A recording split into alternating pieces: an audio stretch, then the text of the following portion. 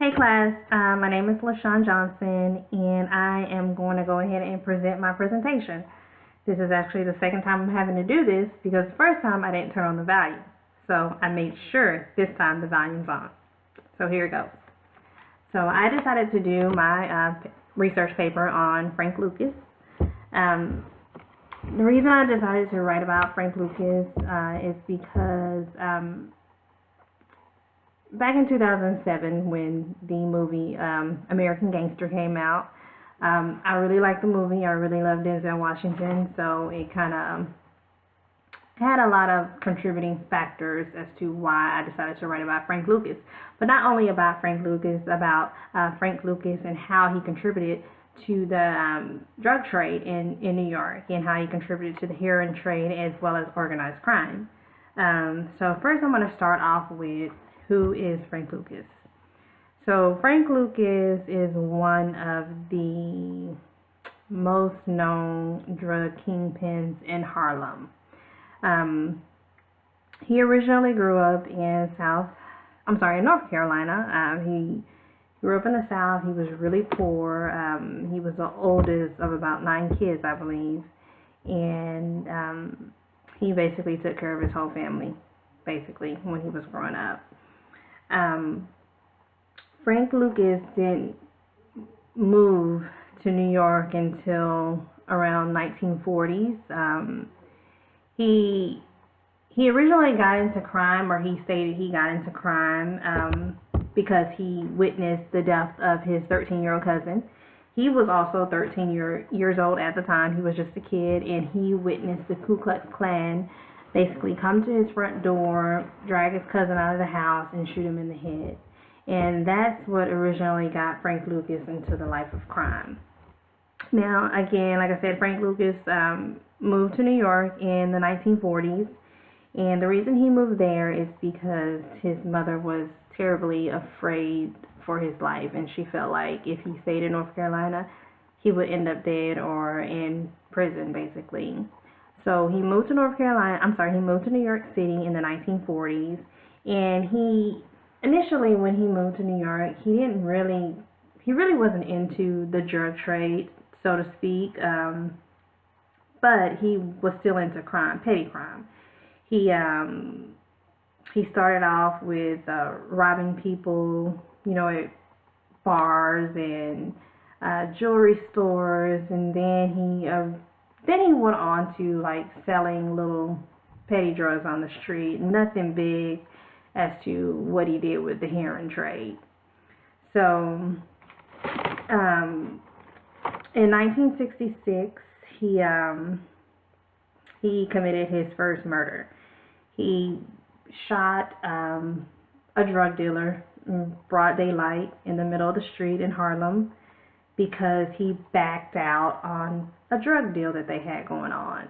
And so to speak, that caught the attention of his so-called mentor, which was Ellsworth Bumpy Johnson, and people just called him Bumpy Johnson, and he was like a big-time drug dealer in New York City, and he basically controlled the streets of New York.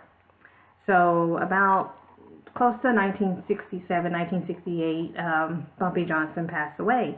And going back to prior to Bumpy Johnson passing away, he basically took Frank Lucas under his wings, and he taught him everything he knew, according to Frank Lucas.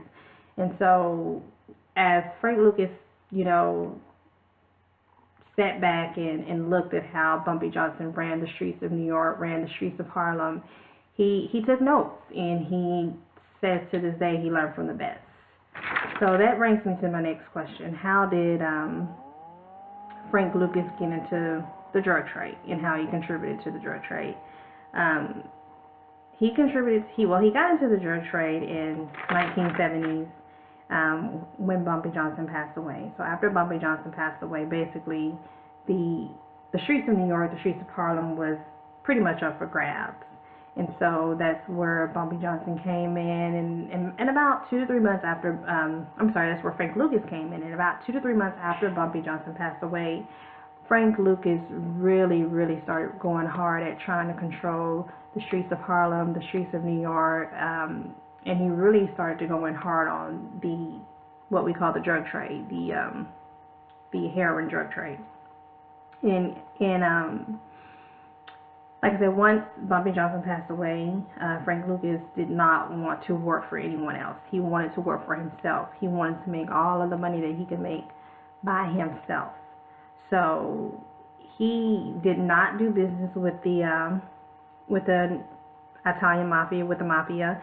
He decided to go straight to the source. So he traveled to Southeast Asia, and so that's how he originally got into the drug trade after Bumpy Johnson passed away, and he really started to dig in deep, and he just decided that's what he wanted to do. He wanted to follow in his footsteps. He wanted to make easy money. So Frank Lucas claimed he made over $1 million a day doing or transporting heroin back and forth from Southeast Asia to the United States. My next question is, how did he transport those drugs back into the United States?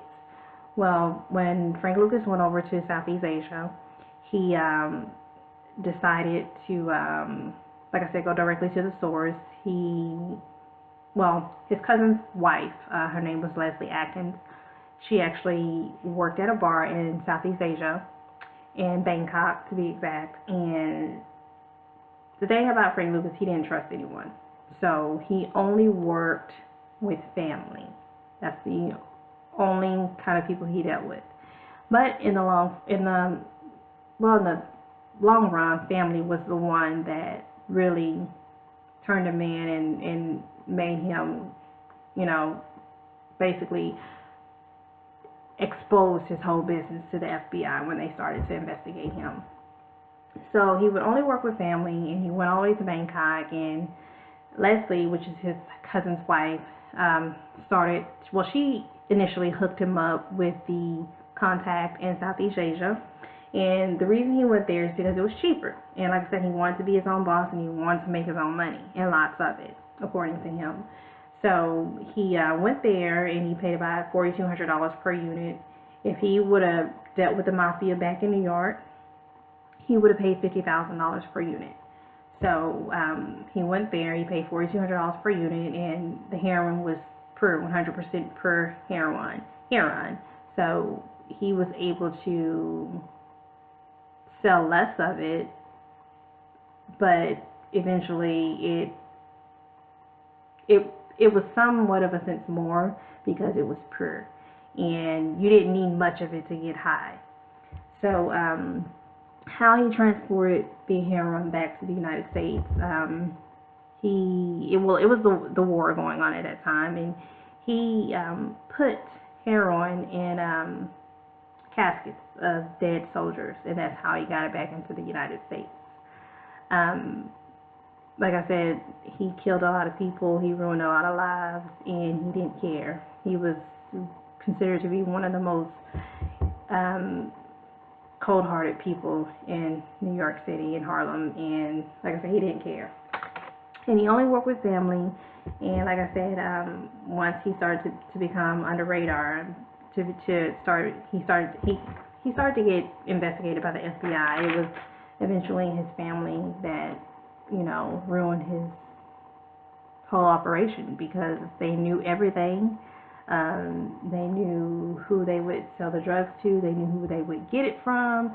I mean, they basically broke him down and, ruined his drug operation. And he was most known for the heroin, and he labeled it as Blue Magic. And it was you couldn't get it anywhere. And only one person sold this heroin, and it was Frank Lucas. And you really couldn't get it anywhere but from him. And that Blue Magic is what eventually brought him down and destroyed him, and along with his family cooperating with the FBI. Also, he worked a lot. He dealt with a lot of corrupt police inside the New York PD. And when he was called in 1975, he was originally given 70 years. And a few months later, he came back and he gave the FBI a list of all the corrupt NYPD officers that he worked with, and they were eventually brought down and taken down with him as well. So that concludes my presentation. I hope you all enjoyed it. If you have any questions, please feel free to leave a comment, and I'll be happy to answer. Thank you.